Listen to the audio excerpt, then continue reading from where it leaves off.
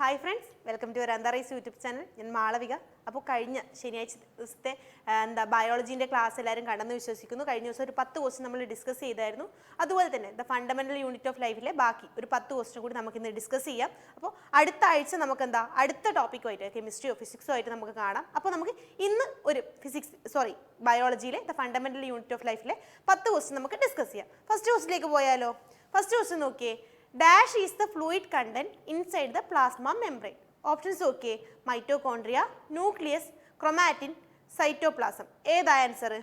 Answer എന്ന് പറയുന്നത് cytoplasm ആണ്. അപ്പോൾ അതിനെക്കുറിച്ച് നോക്കുകയാണെങ്കിൽ സൈറ്റോപ്ലാസം എന്ന് പറഞ്ഞാൽ എന്താ? ഒരു സെമി ഫ്ലൂയിഡ് സൊല്യൂഷനാണ്. അത് എന്താ സൈറ്റോപ്ലാസം എന്ന് പറയുന്നത് ഒരു സെമി ഫ്ലൂയിഡ് സൊല്യൂഷനാണ്. അതുപോലെ തന്നെ അതെന്ത് ചെയ്യും? ന്യൂക്ലിയർ മെംബ്രെയിൻ്റെ ഇൻസൈഡിലായിട്ടും ഔട്ട്സൈഡിലായിട്ടും നമുക്ക് കാണാൻ പറ്റും. A cell that is outside the nuclear membrane and inside the cellular membrane. Nuclear മെംബ്രെയിൻ്റെ ഔട്ട്സൈഡ് ആയിട്ടും അതുപോലെ തന്നെ സെല്ലുലാർ മെംബ്രെയിൻ്റെ ഇൻസൈഡ് ആയിട്ടും നമുക്ക് കാണാൻ പറ്റുന്നൊരു സംഭവമാണ് സൈറ്റോപ്ലാസം എന്ന് പറയുന്നത്. ഇനി പിന്നെ നോക്കി, in eukaryotes the cytoplasm contain all of the organelles. Eukaryotes നോക്കുകയാണെങ്കിൽ സൈറ്റോപ്ലാസത്തിൽ എന്ത് ചെയ്യും? എല്ലാ ടൈപ്പും ഓർഗനൽസും നമുക്ക് കാണാൻ പറ്റും. ഏതിൽ? യൂക്കാരിയോട്സിൽ. ഇനി it is mainly composed of water, salt and proteins. Water ആയിക്കോട്ടെ, സോൾട്ട് ആയിക്കോട്ടെ, പ്രോട്ടീൻസ് ആയിക്കോട്ടെ, ഇതൊക്കെ കൊണ്ടാണ് നമ്മൾ എന്ത് സൈറ്റോപ്ലാസം മെയിനായിട്ട് കമ്പോസ് ചെയ്തിട്ടുള്ളത്. ഏത്? Water, salt, protein. അതുപോലെ യൂക്കാരിയോട്സിലാണ് സൈറ്റോപ്ലാസത്തിൽ എന്ത് കുറേ ഓർഗനൽസ് നമുക്ക് കാണാൻ പറ്റുന്നത്. അതുപോലെ സൈറ്റോപ്ലാസം എന്ന് പറഞ്ഞൊരു സെമി ഫ്ലൂയിഡ് സൊല്യൂഷനാണ്. ഇനി അടുത്ത ക്വസ്റ്റ്യൻ നോക്കിയേ. റഫ് എൻഡോപ്ലാസ്മിക് റെക്ടിക്കുലം അല്ലെങ്കിൽ RER looks rough under the microscope because of the attachment of which of the following cell organelles to its surface. Options okay. Centrioles, plastids, lysosomes, ribosomes. ഏതാ correct answer? Correct answer എന്ന് പറയുന്നത് ribosomes. നമുക്ക് ആ പേരിൽ തന്നെ കിട്ടും. എന്താ? Rough endoplasmic reticulum. ഈ ആറും നമുക്ക് കണക്ട് ചെയ്തെടുക്കാം. അങ്ങനെ എന്താ? റൈബോസോംസിന്റെ പ്രസൻസ് ഇതിൽ എൻഡോപ്ലാസ്മിക് റെക്ടിക്കുലത്തിൽ ഉള്ളത് കൊണ്ടാണ് അത് റഫ് എൻഡോപ്ലാസ്മിക് റെക്ടിക്കുലമായിട്ട് മാറുന്നത്. അത് നമുക്ക് ഡിസ്കസ് ചെയ്യാം. എന്താ? ഇനി അതിനെക്കുറിച്ച് നോക്കാം.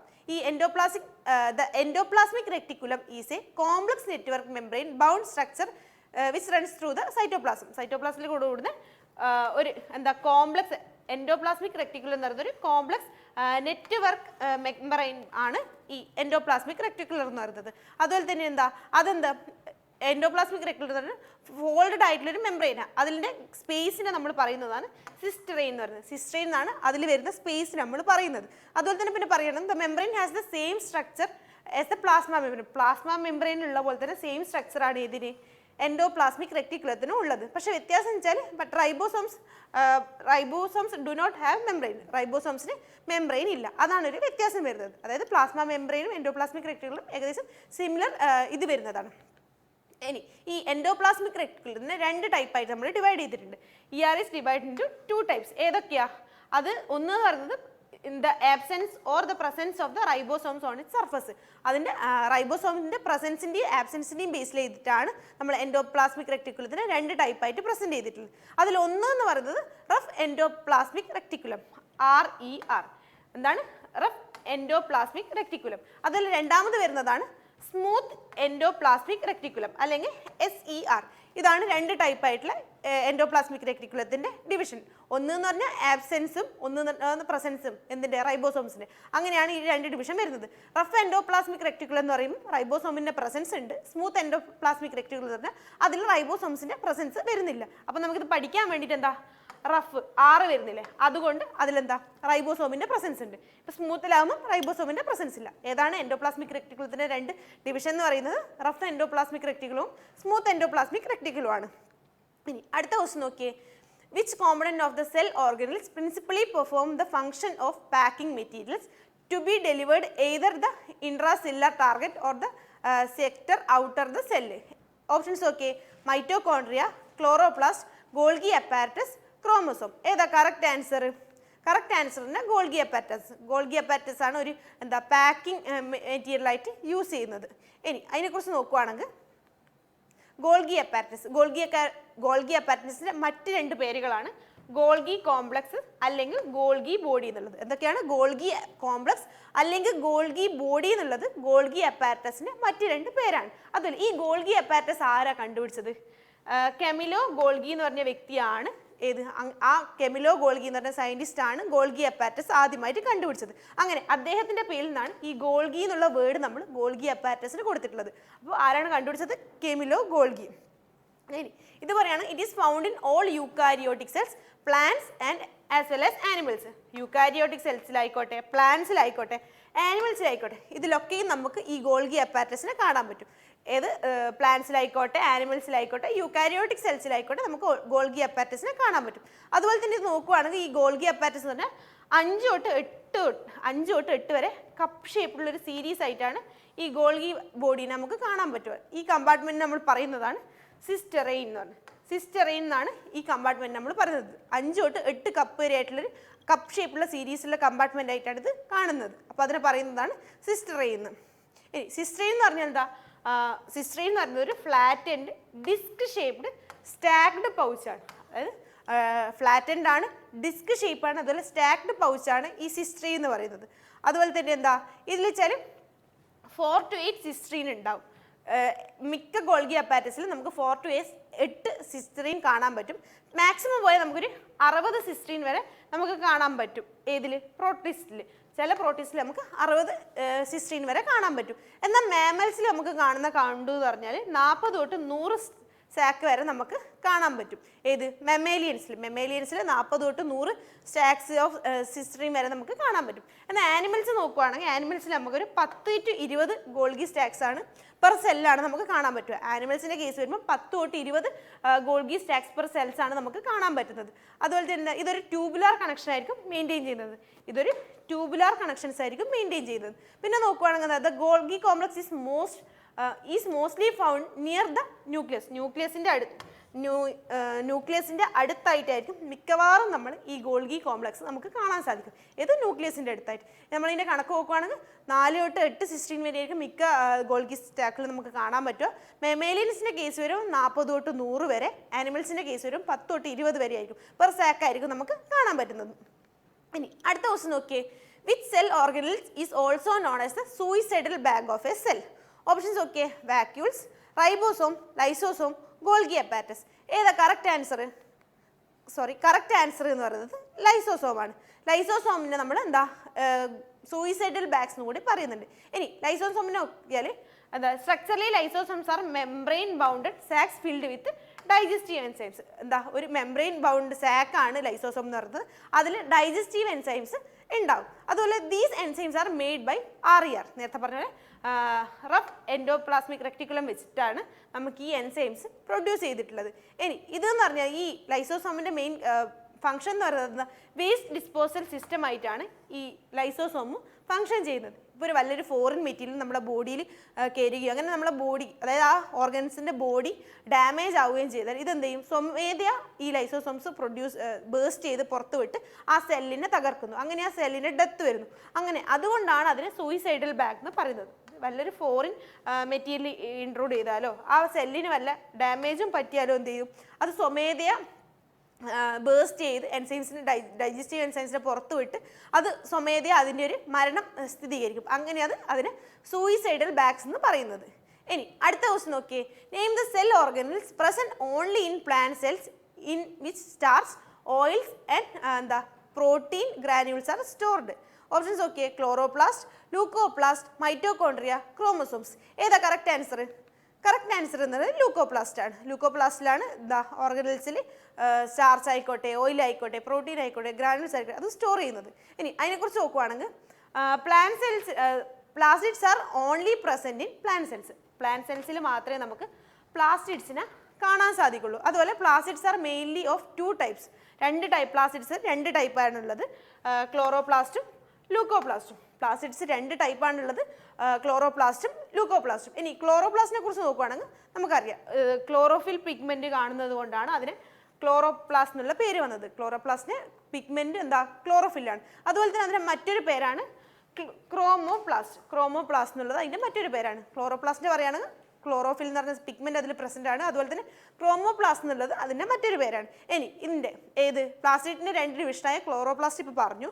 അടുത്ത ലൂക്കോപ്ലാസ്റ്റ്. ലൂക്കോപ്ലാസ്റ്റ് നോക്കുവാണെങ്കിൽ എന്താ, ലൂക്കോപ്ലാസ്റ്റ് എന്ന് പറഞ്ഞാൽ അത് മെയിനായിട്ട് യൂസ് ചെയ്യുന്നത് എന്താ, സ്റ്റാർച്ച്, ഓയിൽ, പ്രോട്ടീൻ ഗ്രാനുൾസ് ഇതൊക്കെ സ്റ്റോർ ചെയ്യാനാണ് ലൂക്കോപ്ലാസ്റ്റ് യൂസ് ചെയ്യുന്നത്. Starch, oil and protein granules are stored. ഇതാണ് ലൂക്കോപ്ലാസ്റ്റിന്റെ മെയിൻ ഫംഗ്ഷൻ. അതുപോലെ തന്നെ leucoplast R mainly located in non photosynthetic tissues of plants such as Roots, bulb, seeds.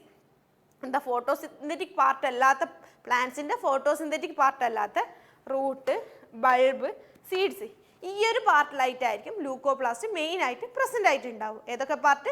Photosynthetic part അല്ലാത്ത root, bulb, seed ഇവിടെയൊക്കെയാണ് നമുക്ക് leucoplast main ആയിട്ട് കാണാൻ പറ്റുന്നത്. ഇനി നോക്കിയേ, the process of movement of molecules from a higher concentration plate to a lower concentration place is known as. Options നോക്കിയേ, evaporation, diffusion, sublimation, condensation. ഏതാ correct answer? Correct answer എന്ന് പറയുന്നത് ഡിഫ്യൂഷൻ ആണ്. ഒരു ഹയർ കോൺസെൻട്രേഷൻ നിന്ന് lower കോൺസെൻട്രേഷനിലേക്ക് മോളിക്യൂൾസിന്റെ മൂവ്മെന്റിനെ ഡിഫ്യൂഷൻ എന്നാണ് പറയുക. നമുക്ക് ഓപ്ഷൻ ആൻസർ നോക്കാമല്ലോ. ആൻസർ നോക്കുമ്പോൾ ഡിഫ്യൂഷൻ ഞാൻ പറഞ്ഞു എന്താ, ഹയർ കോൺസെൻട്രേഷൻ ലോവർ കോൺസെൻട്രേഷനിലേക്കുള്ള പാർട്ടിക്കിൾസിന്റെ മൂവ്മെന്റിനെയാണ് നമ്മൾ എന്താ ഡിഫ്യൂഷൻ എന്ന് പറയുന്നത്. ഇനി സബ്ലിമേഷൻ നോക്കുവാണെങ്കിലോ, സബ്ലിമേഷൻ എന്ന് പറഞ്ഞാൽ ഒരു സോളിഡ് ഡയറക്റ്റ് ആവുന്നു. എപ്പം? ഹീറ്റ് ചെയ്യുമ്പോൾ സോളിഡ് എന്ത് ചെയ്യും, ഡയറക്ട്ലി വേപ്പർ ആവും. ആ ഒരു പ്രോസസ്സിനെയാണ് നമ്മൾ എന്താ സബ്ലിമേഷൻ പറയുന്നത്. ഇത് മാത്രമല്ല സബ്ലിമേഷൻ, മറ്റൊരു പ്രോസസ്സും കൂടി സബ്ലിമേഷനാണ്. ഏത്? കൂൾ ചെയ്യുന്ന ടൈം വേപ്പർ എന്ത് ചെയ്യും, സോളിഡ് ആവും. കൂൾ ചെയ്യുന്ന ടൈമും വേപ്പർ സോളിഡ് ആവും. ഈ ഒരു പ്രോസസ്സിനെയും നമ്മൾ സബ്ലിമേഷൻ എന്നാണ് പറയുന്നത്. ഹീറ്റ് ചെയ്യുമ്പോൾ എന്ത് ചെയ്യും, സോളിഡ് വേപ്പറായി മാറും. എന്നാൽ കൂൾ ചെയ്യുന്ന സമയത്ത് വേപ്പർ സോളിഡ് ആവും. ഈ ഒരു 2 പ്രോസസ്സിനെയാണ് നമ്മൾ സബ്ലിമേഷൻ എന്ന് പറയുന്നത്. അതുപോലെ ഈ സബ്ലിമേഷൻ നമുക്ക് കാണാൻ പറ്റുന്ന സബ്സ്റ്റൻസ് എന്ന് പറഞ്ഞാൽ അമോണിയം ക്ലോറൈഡ്, പിന്നെ വരികയാണെങ്കിൽ അയഡിൻ, ക്യാംഫർ, നാഫ്തലിൻ, പിന്നെ ആന്ത്രാസിൻ ഇതൊക്കെയാണ് നമുക്ക് എന്താ സബ്ലിമേഷൻ കാണാൻ പറ്റുന്ന കുറച്ച് സബ്സ്റ്റൻസ്. ഇനി അടുത്ത് നോക്കിയാലോ, ബാക്കിയുള്ള ഓപ്ഷനായി ഇവാപറേഷനും കണ്ടൻസേഷനും നോക്കുകയാണെങ്കിൽ ഇവാപറേഷൻ എന്ന് പറഞ്ഞ പ്രോസസ്സ് എന്താ, ലിക്വിഡ് എന്ത് ചെയ്യും, വേപ്പറായിട്ട് മാറുന്ന ഒരു പ്രോസസ്സ്. എപ്പം? ബിലോ ബോയിലിംഗ് പോയിന്റിൽ വെച്ചിട്ട് ലിക്വിഡ് എന്ത് ചെയ്യും, വേപ്പറായിട്ട് മാറുന്ന ഒരു പ്രോസസ്സാണ് ഇവാപറേഷൻ എന്ന് പറയുന്നത്. അതുപോലെ തന്നെ ഇത് റൂം ടെമ്പറേച്ചറിൽ വേണമെങ്കിൽ നടക്കാം. ഇത് റൂം ടെമ്പറേച്ചറിൽ നടക്കുന്ന ഒരു പ്രോസസ്സാണ് ഇവാപറേഷൻ എന്ന് പറയുന്നത്. ഇനി കണ്ടൻസേഷൻ നോക്കുകയാണെങ്കിൽ, കണ്ടൻസേഷൻ എന്ന് പറഞ്ഞാൽ വാട്ടർ വേപ്പർ എന്താവും, വാട്ടർ ആവുന്ന ഒരു പ്രോസസ്സാണ് കണ്ടൻസേഷൻ എന്ന് പറയുന്നത്. അതുപോലെ ഇവിടെ സംഭവിക്കുന്നത് എന്താ, ലോസ് ഓഫ് ഹീറ്റ് സംഭവിക്കും. കണ്ടൻസേഷൻ എന്ന് പറഞ്ഞാൽ എന്താ, വാട്ടർ ആവുന്ന ഒരു പ്രോസസ്സാണ് കണ്ടൻസേഷൻ എന്ന് പറയുന്നത്. അതുപോലെ തന്നെ എന്താ, കണ്ടൻസേഷനിൽ ലോസ് ഓഫ് ഹീറ്റും സംഭവിക്കുന്നുണ്ട്. അപ്പോൾ ഇതാണ് ഈ 4 ടേംസ് നമ്മൾ മറന്നു പോകരുത്, ഇമ്പോർട്ടൻ്റ് ആണ്. നമുക്ക് ഇത് കൃത്യമായിട്ട് ഇതെന്താണെന്ന് നമുക്ക് ചോദ്യം വരാൻ ചാൻസ് ഇല്ല. പക്ഷേ ഇത് റിലേറ്റഡ് നമുക്ക് ബാക്കിയുള്ള കാര്യം പഠിക്കേണ്ടി വരും. അപ്പോൾ ഇത് പഠിച്ചു വെച്ചാലേ നമുക്ക് കുറച്ചും കൂടി എളുപ്പത്തിൽ ബാക്കിയുള്ള കാര്യം മനസ്സിലാക്കാൻ പറ്റും. അപ്പോൾ നമുക്ക് അടുത്ത ക്വസ്റ്റിലേക്ക് പോവാം. അടുത്ത ക്വസ്റ്റ്യൻ നോക്കിയേ, the process of cell division by which most cells in the body divide for growth is called. Options നോക്കിയേ, mitosis, fragmentation, meiosis, fusion. Correct answer ഏതാ? കറക്റ്റ് ആൻസർ എന്നത് മൈറ്റോസിസ് ആണ്. അപ്പോൾ നമുക്ക് മൈറ്റോസിസിനെ കുറിച്ച് നോക്കാം. മൈറ്റോസിസ് എന്ന് പറഞ്ഞാൽ ഒരു ടൈപ്പ് ഓഫ് സെൽ ഡിവിഷനാണ് മൈറ്റോസിസ് എന്ന് പറയുന്നത്. ഇതെന്ത് ചെയ്യും, മദറിൽ നിന്ന് ഡോട്ടറിലേക്ക് ഒരു ഡിവിഷനെയാണ് ഇതിന് മൈറ്റോസിസ് എന്ന് പറയുന്നത്. ഒരു മദർ സെൽ ഉണ്ടാവും. ഈ മദർ സെൽ എന്ത് ചെയ്യും, ഡിവൈഡ് ചെയ്ത് 2 ഡോട്ടർ സെല്ലാവും, ഐഡന്റിക്കൽ ഡോട്ടർ സെല്ലാവും. ഇതിനെയാണ് നമ്മൾ മൈറ്റോസിസ് എന്ന് പറയുന്നത്. അതുപോലെ തന്നെ എന്താ, mitosis the component of the cell cycles dividing mechanism in which the DNA of the cells nucleus is divided into 2 sets of chromosomes. അതുപോലെ DNA എന്താ ഡിവിഷനും ഈ മൈറ്റോസിസ് വഴിയാണ് നടക്കുന്നത്. അതും നമുക്ക് മനസ്സിലാക്കാം. പിന്നെ പറയുകയാണെങ്കിൽ mitosis or the equational division is usually restricted in the diploid cells. Diploid cells എന്താ, ഈ മൈറ്റോസിസ് അതുപോലെ ഇക്വേഷണൽ ഡിവിഷൻസും എന്താ റെസ്ട്രിക്റ്റഡ് ആണ്. പിന്നെ പറയുകയാണെങ്കിൽ നമ്മളെന്താ ഇത് പറഞ്ഞിട്ടുണ്ട്, മൈറ്റോസിസ് പറഞ്ഞു. മൈറ്റോസിൻ്റെ 4 ബേസിക് സ്റ്റേജസ് ആണ്: പ്രോഫേസ്, മെറ്റാഫേസ്, ആനാഫേസ്, ടീലോഫേസ്. ഏതൊക്കെയാണ്? പ്രോഫേസ്, മെറ്റാഫേസ്, ആനാഫേസ്, പിന്നെ ടീലോഫേസ്. ഈ 4 ഫേസ് എന്ന് പറയുന്നത് നമ്മുടെ മൈറ്റോസിസിൻ്റെ ബേസിക് ആയിട്ടുള്ള 4 ഫേസസ് ആണ്. ഇനി അടുത്ത ക്വസ്റ്റ്യൻ നോക്കിയേ, dash is the division of the cytoplasm of 1 eukaryotic cell into 2 daughter cells. Options നോക്കിയേ, സൈറ്റോകൈനസിസ്, സെപ്സിസ്, കാരിയോകൈനസിസ്, ജെനസിസ്. ഏതാ കറക്റ്റ് ആൻസർ? കറക്റ്റ് ആൻസർ എന്ന് പറഞ്ഞാൽ സൈറ്റോകൈനസിസ് ആണ്. അതിനെക്കുറിച്ച് നോക്കുകയാണെങ്കിൽ സൈറ്റോകൈനസിസ് എന്നുള്ള പ്രോസസ്സ് വഴിയാണ് എന്താകുന്നത്, by which cytoplasm of a eukaryotic cell divide into 2 daughter cells after mitosis or meiosis. മൈറ്റോസിസോ മിയോസിസോ കഴിയുമ്പോൾ എന്ത് ചെയ്യും, ഈ സൈറ്റോപ്ലാസം യൂക്കാരിയോട്ടിക് സെല്ല് ഡിവൈഡ് ചെയ്ത് 2 ഡോട്ടർ സെല്ലായിട്ട് മാറും. ഈ ഒരു പ്രോസസ്സിനെയാണ് സൈറ്റോകൈനസിസ് എന്ന് പറയുന്നത്. അതുപോലെ തന്നെ എന്താ, ഇത് സെൽ ഡിവിഷൻ്റെ ഒരു ക്രൂഷ്യൽ സ്റ്റെപ്പാണ്. നമുക്ക് ഒഴിച്ചുകൂടാനാവാത്തൊരു സെൽ ഡിവിഷനിലെ സ്റ്റെപ്പാണ് സൈറ്റോകൈനസിസ് എന്ന് പറയുന്നത്. ഇനി അടുത്ത ക്വസ്റ്റ്യൻ നോക്കിയേ, gamete formation takes place through which process? Options നോക്കിയേ, ഫിഷൻ, മിയോസിസ്, മൈറ്റോസിസ്, അമിറ്റോസിസ്. ഏതാ കറക്റ്റ് ആൻസർ? കറക്റ്റ് ആൻസർ എന്ന് പറയുന്നത് മിയോസിസ് ആണ്. ഇനി അതിനെക്കുറിച്ച് നോക്കുകയാണെങ്കിൽ മിയോസിസും ഒരു ടൈപ്പ് ഓഫ് സെൽ ഡിവിഷനാണ്. നമ്മൾ നേരത്തെ മൈറ്റോസിസ് പറഞ്ഞു, ഇനിയിപ്പം പറയാനുള്ള മിയോസിസാണ്. മിയോസിസ് എന്ന് പറഞ്ഞ ഒരു സെൽ ഡിവിഷനാണ്. അതെന്ത് ചെയ്യും, ഒരു സിംഗിൾ സെല്ലിനെ 4 ഡോട്ടർ സെല്ലായിട്ട് ഡിവൈഡ് ചെയ്യും. നേരത്തെ 2 ആയിരുന്നു, ഇപ്പോൾ അത് 4 ഡോട്ടർ സെല്ലായിട്ട് ഡിവൈഡ് ചെയ്യും. ഏതിൽ? മിയോസിസിൽ. ഇനി മിയോസിസ് എന്ന് പറഞ്ഞൊരു റിഡക്ഷണൽ ഡിവിഷനാണ്. ഇതിനെ റിഡക്ഷണൽ ഡിവിഷൻ എന്ന് കൂടി നമുക്ക് പറയാൻ പറ്റും. കാരണം ആദ്യത്തിൽ നിന്ന് ക്രോമസോം പിന്നെ വരുമ്പോഴേക്ക് അത് ഹാഫ് ആയിട്ട് ചുരുങ്ങുന്നുണ്ട്. അതുകൊണ്ട് തന്നെ റിഡക്ഷണൽ ഡിവിഷൻ എന്ന് കൂടി നമുക്ക് പറയാം. പിന്നെ പറയുകയാണെങ്കിൽ മിയോസിസ് സെക്സ് സെൽസിലാണ് ഇത് മെയിനായിട്ട് നടക്കുന്നത്. സെക്സ് സെൽസിൽ മിയോസിസ് നടക്കുന്നുണ്ട്. എന്നിട്ട് എന്ത് ചെയ്യും, ഇത് ഹാപ്ലോയിഡ് ഗാമേറ്റ്സ് ഫോം ചെയ്യും. ഹാപ്ലോയിഡ് ഗാമേറ്റ്സ് ഇത് ഫോം ചെയ്യും. പിന്നെ പറയുകയാണെങ്കിൽ ഒരു മെയിൽ സെക്സിനെ എന്ത് ചെയ്യും, അത് 4 മെയിൽ ഗാമേറ്റ്സ് ആയിട്ട് ഡിവൈഡ് ചെയ്യും. പിന്നെ ഒരു ഫീമെയിൽ സെക്സിനെ നോക്കുകയാണെങ്കിൽ അതിനെയും 4 ഫീമെയിൽ ഗാമേറ്റ്സ് ആയിട്ട് പ്രൊഡ്യൂസ് ചെയ്യും. ഈ 4 ഫീമെയിൽ ഗാമേറ്റ്സ് എന്ന് പറയുന്നത് എക്സ് ആയിരിക്കും. ഇനി പിന്നെ പ്ലാന്റ്സിൻ്റെ കേസ് നോക്കുകയാണെങ്കിൽ ഈ 4 ഗാമേറ്റ്സ് പ്രൊഡ്യൂസ് ചെയ്യുന്നതിൽ 3 എണ്ണം ഡീജനറേറ്റ് ആയി പോകും. അവസാനം ഈ ഒരെണ്ണം മാത്രമേ ഫങ്ഷണൽ ആയിട്ട് ഉണ്ടാവും. ഈ പ്രൊഡ്യൂസ് ചെയ്യുന്ന 4 എണ്ണത്തിൽ 3 എണ്ണം ഡീജനറേറ്റ് ആയി പോകും, ഒരെണ്ണം മാത്രമേ ഫങ്ഷണൽ പ്രോസസ്സിൽ ഉണ്ടാവും. അതുപോലെ ഈ സിംഗമി എന്ന് പറഞ്ഞ പ്രോസസ്സ് എന്നാ, സിംഗമി എന്ന് പറഞ്ഞാൽ zygote is formed by the fusion of male and female gametes. Male and female ഗാമേറ്റ്സിൻ്റെ ഫ്യൂഷൻ കാരണം ഉണ്ടാകുന്ന സൈഗോട്ടിനാണ് സിംഗമി എന്ന് നമ്മൾ പറയുന്നത്. ആ ഒരു പ്രോസസ്സിനെയാണ് നമ്മൾ സിംഗമി എന്ന് പറയുന്നത്. അപ്പോൾ നമുക്ക് ഇന്നത്തെ ലാസ്റ്റ് 10ാമത്തെ ക്വസ്റ്റ്യൻ ഡിസ്കസ് ചെയ്യാം. ഇന്നത്തെ 10ാമത്തെ ക്വസ്റ്റ്യൻ എന്ന് പറയുന്നത്, in plant cells the turgidity and rigidity is provided by options okay, ribosomes, mitochondria, Golgi apparatus, vacuoles full of cell sap. ഏതാ കറക്റ്റ് ആൻസർ? കറക്റ്റ് ആൻസർ എന്ന് പറയുന്നത് വാക്യൂൾസ് ഫുൾ ഓഫ് സെൽ സാപ്പാണ്. ഈ cell sap vacuoles കാരണമാണ് എന്താ പ്ലാന്റ്സിൻ്റെ സെൽസിൽ ടർജിഡിറ്റി, rigidity അങ്ങനെയുള്ള കാര്യങ്ങൾ കിട്ടുന്നത്. ഇനി അതിനെക്കുറിച്ച് നോക്കുകയാണെങ്കിൽ എന്താ, പ്ലാന്റ്സിൽ ഈ സ്റ്റോറേജ് സാക്സ് പ്ലാന്റ്സിലെയാണ്, അതിന് നമ്മൾ വാക്യൂൾസ് എന്ന് പറയുന്നത്. ഈ വാക്യൂൾസ് എന്താ, ആനിമൽസിൻ്റെ കേസിൽ സ്മോൾ സൈസ് ആയിരിക്കും. അതുപോലെ പ്ലാന്റ്സിൻ്റെ കേസ് നോക്കുകയാണെങ്കിൽ അത് ലാർജ് സൈസ് ആയിരിക്കും. വാക്യൂൾസ് ആനിമൽസിൻ്റെ കേസിൽ സൈസ് ആയിരിക്കും, അതുപോലെ പ്ലാന്റ്സിൻ്റെ കേസിൽ അത് ലാർജ് ആയിരിക്കും. ഈ വാക്യൂൾസ് ആണ് സ്റ്റോറേജിൻ്റെ ഫംഗ്ഷൻ കുറേയും ഏറ്റെടുക്കുന്നത്. ഏതിൽ? പ്ലാന്റ്സിൻ്റെ കേസിൽ. ഇനി പ്ലാന്റ്സിൻ്റെ കേസ് നോക്കുകയാണെങ്കിൽ 50 തൊട്ട് 90% സെൽ വോളിയം എടുക്കുന്നത് ആരാ?